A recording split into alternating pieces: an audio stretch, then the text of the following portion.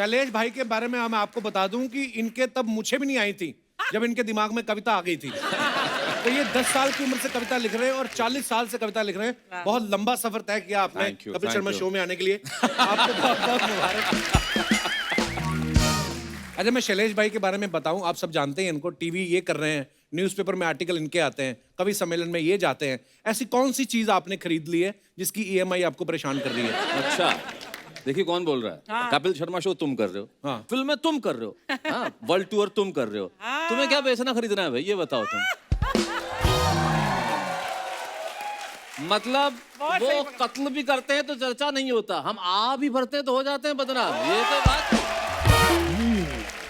देखो कपिल, जहाँ से तुम आए, जहाँ से मैं आया, हम लोग लोअर मिडिल क्लास लोग।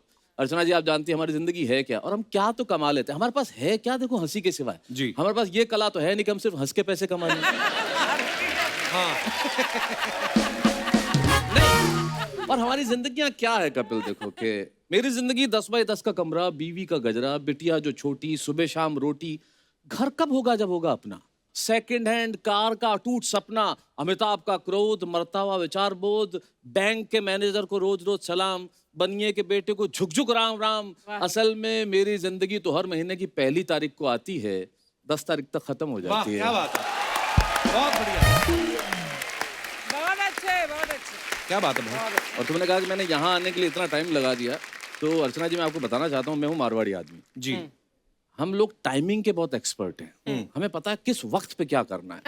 और हम लोग टाइमिंग के इसलिए एक्सपर्ट हैं कि हम सब के सब लोग चाय में ग्लूकोज के बिस्किट डुबो के खाने वाले लोग। उसमें सबसे इंपॉर्टेंट है टाइमिंग। एक्चुअली हाँ, फटाफट निकालना है, सही टाइम एक पे। सेकंड देरी कर दो नहीं तो बिस्कुट ढूंढते रह जाओगे। ये बड़ा काम खराब होता है। बहुत सही। जो आपने मारवाड़ी वाली बात कही ना शैलेश जी। भाई, हम लोग सिंगापुर में एक बार थे, हम लोग साथ में शो कर रहे साथ हैं। में शो करने गए, तो उसके बाद जो ऑर्गेनाइजर थे हमें कहीं वो डांस दिखाने लगे, इंडियन डांस होता था फिल्मी गानों के ऊपर। तो उन्होंने मेरे को जो मेरी पेमेंट बाकी बचती थी $1000, उन्होंने डॉलर में दे दी। 1200 था। तो वो लड़की आई नाचने लगी, तो मैंने $100 दे दिया। मैं कह यार अप्रिशिएट करें, कलाकार हैं वो, है ना। तो उससे कम वाला था ही नहीं मेरे पास उस समय। 10-12 साल पहले की बात है। 2012। फिर मैंने शैलेश भाई को बोला, मैंने शैलेश भाई लड़की इतना अच्छा नाच रही, आप भी अप्रिशिएट करो। कहते अभी आएगी, मैं भी करूंगा। वो जब आई तो ये उठ के उसके साथ नाचने लगे।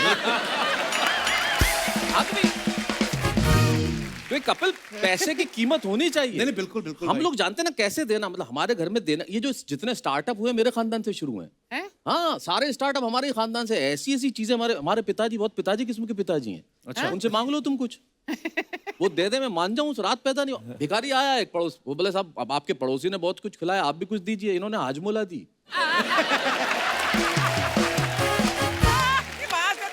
बोले तू खाता ही रहेगा, पचा भी तो सही। अच्छा, मेरे एक चाचा तो उनसे भी आ गए हैं। उनसे लोग अनाथालय के लिए कुछ मांगने आए, उन्होंने 2 औलाद दे दी। बोले ये लेके जा। क्या करेगा? ओहो,